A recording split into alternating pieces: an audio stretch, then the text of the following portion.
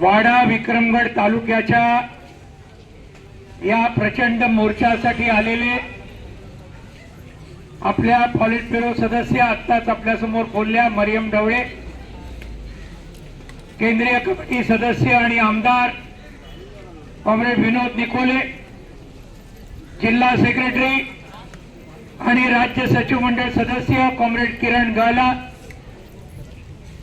वाडा तालुका secretary comrade Chandu Dhangda, Vikramgad तालुका secretary comrade अमृत भावर, इतर सर्व नेतेगण आणि या ठिकाणी जमलेल्या प्रचंड रणरणत ऊन असताना सुद्धा माझ्या सर्व लढाऊ कॉम्रेड्स बंधू आणि भगिनींनो, संबंध जिल्हाभर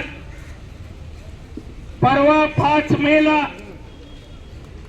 आपल्या पक्षाला ज्याचं नाव दिलेलं आहे कार्ल मार्क्स म्हणून, आपल्या पार्टीचं नाव काय? मार्क्सवादी कम्युनिस्ट पार्टी. परवा 5 मेला कार्ल मार्क्सचा जन्मदिन होता. त्याचा जन्म झाला 208 वर्षापूर्वी आणि त्या दिवशी पहिला प्रचंड आपला मोर्चा हा डहाणू मध्ये, तलासरी आणि डहाणू या दोन्ही तालुक्यांचा मिळून 5 तारखेला जवळजवळ 15,000चा आपला मोर्चा निघाला. काल 6 मे होता. भिवंडी आणि शहापूर ठाणे जिल्ह्यातले 2 तालुके, त्यांचा भिवंडी प्रांत कार्यालयावर मोर्चा झाला. आज वाडा आणि विक्रमगड तुम्ही हजारो लोक वाडा प्रांत कार्यालयावर आलात आणि आपले हजारो जमिनीचे अर्ज जे परवा डहाणूला दिले, काल भिवंडीला दिले, आज इथे आपण वाडा प्रांत कार्यालयाला हे सगळे जे बोचकी आणतायत हे सगळे देण्यात येणार आहेत. आणि एवढंच नाही, प्रत्येक फॉर्मवर सही शिक्क्यासह आपल्याला त्यांचं याच्याबद्दल पोचपावती घ्यायची आहे. हे सगळं का करतोय? कारण गेले अनेक वर्ष अनेक कायदे झाले पण जमिनी आपल्या नावावर झाल्या नाहीत. गोष्ट खरी आहे का खोटी आहे? खरी आहे, नाहीतर एवढे फॉर्म आले असते का? मोठी बोचकीच्या बोचकी आपण आणतोय प्रत्येक गावातून. आणि याबद्दल मला आपल्याला आठवण करून द्यायची आहे. हा पक्ष ज्या ठाणे पालघर जिल्ह्यामध्ये ज्यांनी उभा केला, कॉम्रेड शामराव परुळेकर, कॉम्रेड गोदावरी परुळेकर, त्यांनी हे सांगितलं होतं, कुठलीही गोष्ट सहजासहजी मिळत नाही, त्यासाठी संघर्ष करावा लागतो, लढावं लागतं आणि एकजूट करावी लागते. हे जर केलं तर कोणाच्या बापाची हिम्मत नाही, आपल्या मागण्या मान्य न करण्याची कोणाची हिम्मत नाही, हे त्यांनी गोदुते आणि शामरावांनी सांगितलं. आज प्रचंड मोठा आपला आदिवासी उठाव झाला. सावकारांना शेपाटून लावलं, जमीनदारांना शेपाटून लावलं आणि आज पहिल्यांदा अनेक वर्षानंतर जमिनी आपल्या कब्जामध्ये आल्या. आज आपण कसतोय, कोणाची हिम्मत नाही तिथून आपल्याला काढण्याची, कारण लाल बावटा आपल्या सगळ्यांना एकत्र करतोय. पण उद्या यांच्या भानगडी सुरू झालेल्या आहेत. बाजूच्या पालघर तालुक्यामध्ये डहाणू जवळ वाढवण बंदर, ऐकले का तुम्ही? नाव ऐकले?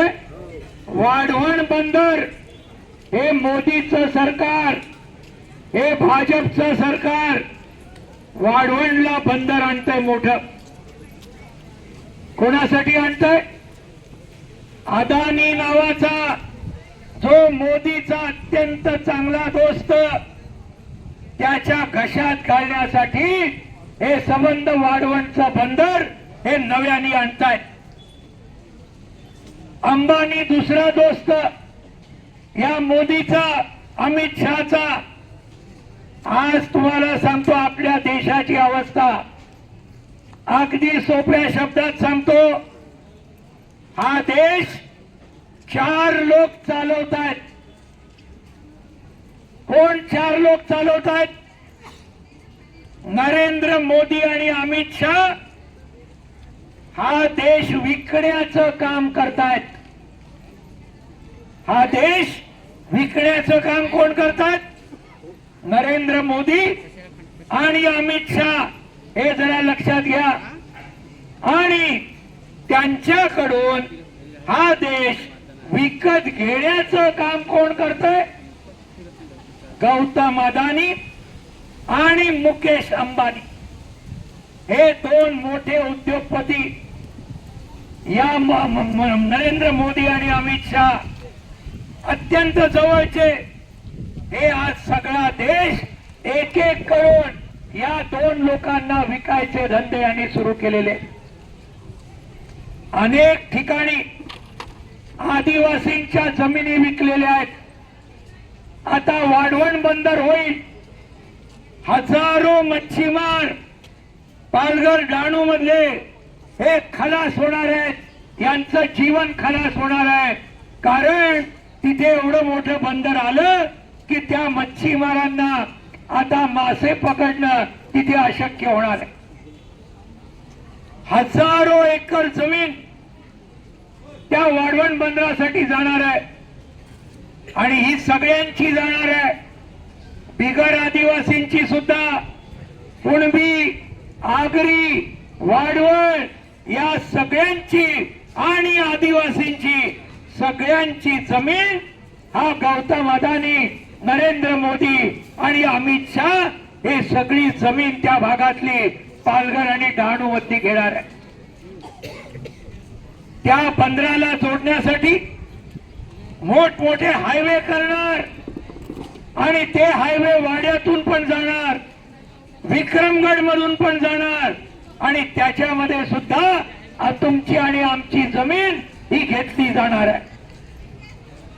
याला ते म्हणतात विकास. आपल्याला काय करतात? आपल्याला करतात भकास.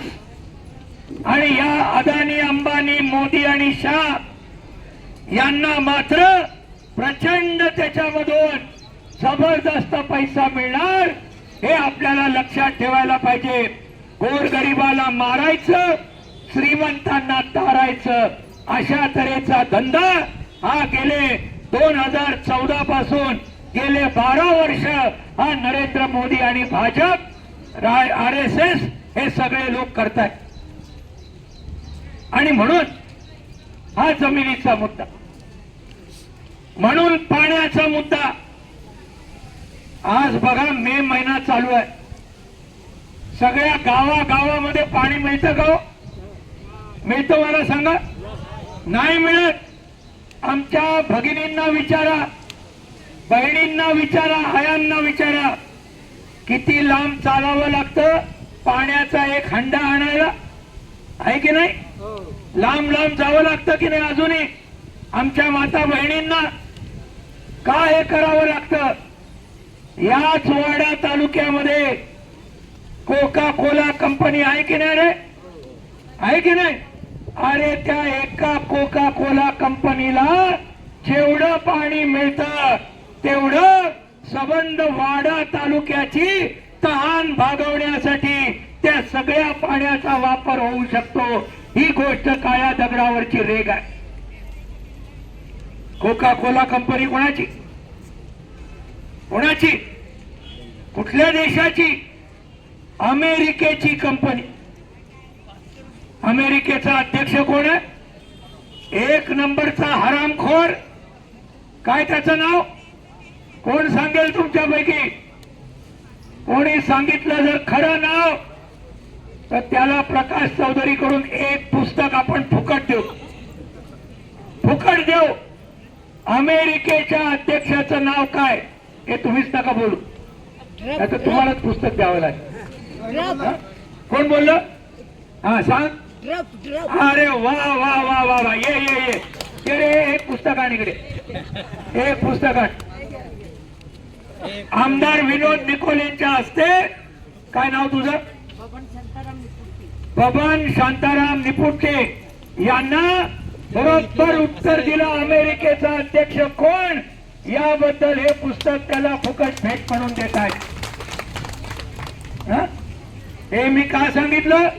बघा, जुना माणूस त्याला माहिती आहे, बरोबर की नाही? जुना माणूस त्याला माहिती आहे. आपल्या नवीन माणसांना किती माहिती हो? वाचायला पाहिजे की नाही? लक्षात घ्यायला पाहिजे की नाही? आम्हाला ही गोष्ट माहिती आहे. गोदूताई सांगायच्या, जुन्या लोक फार शहाणे म्हणे, फार शहाणे, कारण लढ्यातून आलेले, अनुभव घेतलेला. पण आता नवीन लोक सुद्धा आपल्याला तयार करायचे, पुरुष करायचे, महिला पण तयार करायच्या आहेत. म्हणून मी सांगत होतो, कोका कोला कंपनीचा मालक अमेरिका आणि अमेरिकेचा मालक यांनी बरोबर सांगितलं, डोनाल्ड ट्रम्प. आणि म्हणून असल्या या लोकांच्या समोर आपल्या देशाचा पंतप्रधान काय करतोय? काय करतोय? ट्रम्पच्या समोर लोटांगण घालतोय, लोटांगण, साष्टांग नमस्कार, लाचारी. इतकी लाचारी आतापर्यंत या देशाने कधी पाहिली नव्हती, ती नरेंद्र मोदींनी करून दाखवली. ट्रम्प म्हणतो उठ, नरेंद्र मोदी उठतो. ट्रम्प म्हणतो बस, नरेंद्र मोदी बसतो. ट्रम्प म्हणतो झोपून जा, तो नरेंद्र मोदी झोपून जातो. असं आपल्या देशाला, एवढा मोठा देश, महान देश, प्रत्येक ट्रकच्या मागे लिहिलं असतं की नाही? काय लिहिलं असतं? मेरा भारत महान लिहिलं असतं की नाही? बरोबर आहे ते. आपला देश खरोखरच महान आहे. पण या महान देशाला वाट लावण्याचं काम भारतीय जनता पार्टी, भगवा झेंडा, राष्ट्रीय स्वयंसेवक संघ, हे सगळे लोक हे आज या देशाला बुडवण्याचं काम करतायत. आणि म्हणूनच वाडा आणि विक्रमगड तालुक्यामध्ये आपल्याला डोळ्यात तेल घालून या सगळ्या या देशाच्या शत्रूंविरुद्ध जबरदस्त लढा आपल्याला द्यावा लागणार. म्हणून मित्रांनो, आज हे सगळे प्रश्न, पाण्याचा प्रश्न, रोजगाराचा प्रश्न, महात्मा गांधींच्या नावावर जो कायदा होता, रोजगार हमीचा कायदा, या नरेंद्र मोदींनी डिसेंबर मध्ये तो रद्द करून टाकला. महात्मा गांधीचं नावच काढून टाकलं, एवढंच नाही, कायदा पण उडवला आणि नवीन कायदा केला, ग्रामजी नावाचा. बाप जन्मात त्या नवीन कायद्यामध्ये कोणालाही रोजगार मिळणार नाही, ही काळ्या दगडावरची रेघ आहे, अजिबात मिळणार नाही. कारण खर्चच कमी केला मोदींनी, रोजगाराला पैसे देणार नाहीत. हे सगळ्या भानगडी. स्मार्ट मीटर लावायला सुरुवात केली, विजेचं बिल वाढलं की नाही? स्मार्ट मीटर झालं की प्रचंड वाढलेलं विजेचं बिल प्रत्येकाच्या घरामध्ये, दुकानामध्ये, शेतीला जर वापरलं त्याच्यामध्ये सगळीकडे वाट लावलेली आहे. कामगारांच्या विरुद्ध भयानक कायदा केलेला आहे.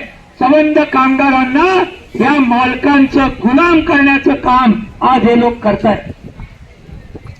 आणि म्हणून हे सगळं आपल्याला या वाडा विक्रमगड तालुक्यातले शेतकरी, शेतमजूर, कामगार, शिक्षण आणि रोजगाराचं, विद्यार्थी आणि युवकांची संबंध वाट लागलेली आहे. कोणालाही रोजगार मिळायला तयार नाही. शिक्षणाचं एकूण संबंध वाट लागलेली आहे. आणि म्हणून ही जी तरुण पिढी आहे तिला आपल्याला बरोबर घ्यावं लागेल. रेशनचं प्रचंड वाढ हे सगळं जे या ठिकाणी होत आहे. आणि म्हणून महिला सुद्धा आज आपल्याला एकत्र कराव्या लागणार आहेत. माझं आपल्याला शेवटी एकच म्हणणं आहे, जो शत्रू आहे तो नीट ओळखा. भाजप आणि त्याला मदत करणारे जे जे कोणी आहेत, हे लाल बावट्याचे 100 नाही 1000% शत्रू आहेत. ही गोष्ट आपल्याला लक्षात ठेवायला पाहिजे. केवळ आपले नाहीत, संबंध देशाचे हे शत्रू आहेत. आता निवडणुका झाल्या, तुम्ही बघितलं बंगालमध्ये, आसाममध्ये, तामिळनाडू, केरळमध्ये इलेक्शन झाल्या. काय केलं यांनी? अरे लाखो मतदारांची नावं ही बंगाल, आसाम, तामिळनाडू, केरळ सगळीकडून काढून टाकली. मतदारांची नावच काढून टाकली, म्हणजे तुम्हाला मतदान करण्याचा अधिकार मिळणार नाही. बंगालमध्ये किती नावं कापली? एका राज्यामध्ये 91 लाख मतदार यांना कापून टाकलं. तुम्ही नाही मतदार करू शकत. आणि असं करून आज भाजप बंगालमध्ये निवडून आलेली. अरे मी जर सांगितलं की इथे सगळ्यांना मतदानाचा अधिकार नाही, लाल बावटा निवडून येईल काय? येईल का सांगा? नाही. मतदानच नाही केलं तर काय होणार? भाजपवाले संबंध देशाची लोकशाही खलास करायला निघालेले आहेत. आणि जे ब्रिटिशांनी केलं, तोडा फोडा आणि झोडा, हे जे आहे धर्माच्या नावावर हिंदू मुसलमान, हिंदू ख्रिश्चन आणि जाती जातीच्या नावावर संबंध देशाला तोडण्याचं कारस्थान आज हे भाजपवाले, RSS वाले सगळ्या देशभरामध्ये करतायत. लाल बावट्याचं म्हणणं काय? आपले प्रश्न जर सोडवायचे, सगळी जनता एकत्र आली पाहिजे. आदिवासी, बिगर आदिवासी दोघंही एकत्र आले पाहिजेत. एवढंच नाही, स्त्री पुरुषांनी एकत्र लढलं पाहिजे. सर्व जातीचे लोक, सर्व धर्माचे लोक एकत्र आले पाहिजेत आणि या मोठ्या बोक्यांच्या विरुद्ध त्यांनी लढलं पाहिजे.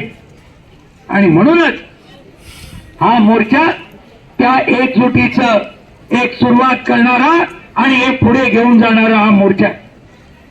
किरणने सांगितलं तसं जर हे आता फॉर्म आपण देणार आहोत, प्रत्येकाची पोच घेणार आहोत, लॉंग मार्च आपण काढला चारोटी ते पालघर जानेवारी महिन्यामध्ये.